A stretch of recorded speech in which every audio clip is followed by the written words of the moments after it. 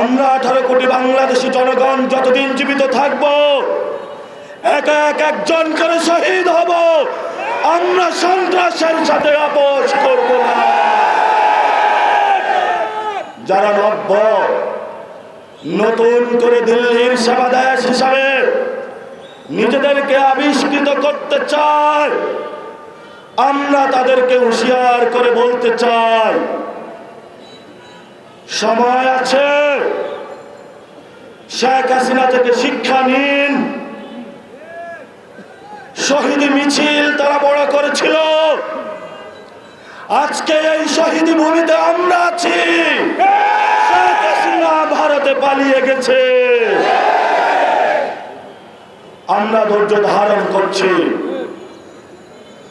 আমাদের ধৈর্যের বাঁধ ভাঙবেন না আপনারা। যদি ধৈর্যের বাঁধ ভাঙতে হয় তাহলে গণতন্ত্রের মধ্যে আসুন।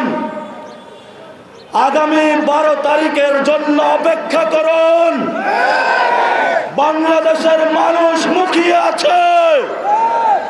বাংলাদেশের মানুষ আগামী 12 তারিখে গণতন্ত্রের মধ্য দিয়ে যারা গত 1 বছরে বাংলাদেশের টেন্ডারবাজি চালিয়েছিল, দুর্নীতি চালিয়েছিল, সন্ত্রাসী কার্যক্রম চালিয়েছিল, তাদের বিপক্ষে 11 দলীয় জোটকে, ঐক্যবদ্ধ বাংলাদেশকে বিপুল ভোটে জয় করে ইনশাআল্লাহ সরকার গঠনের ধার প্রান্তে নিয়ে যাবে।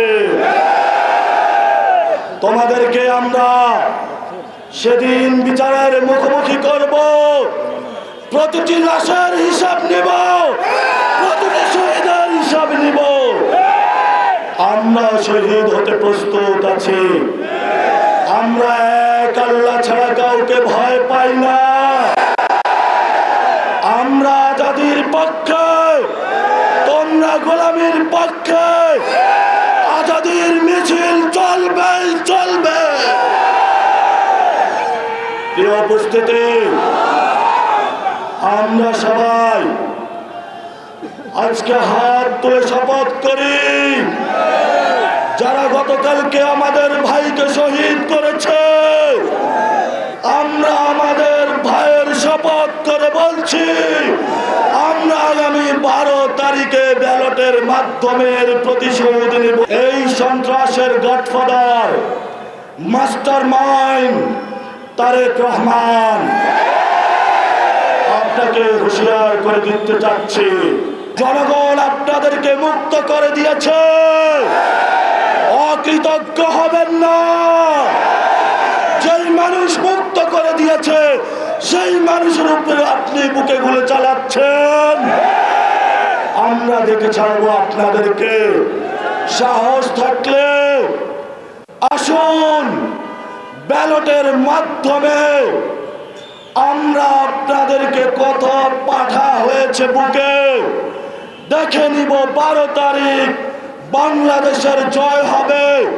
সন্ত্রাসকে না বলুন, টেন্ডারবাজকে না বলুন, দুর্নীতিকে না বলুন, দখলদারিত্বকে না বলুন।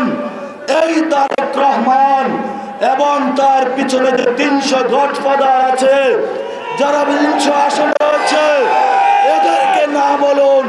তবেই আমাদের বাংলাদেশ মুক্তি পাবে, তবেই আজাদির বাংলাদেশ।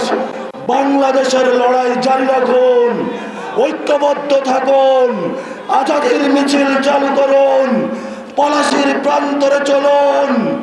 আমরা চাই একটি নতুন বাংলাদেশ, তার মধ্য দিয়ে সবাই ঐক্যবদ্ধভাবে শহীদদের যে স্পিরিট রয়েছে সে অনুযায়ী আমরা বাংলাদেশকে গঠন করব।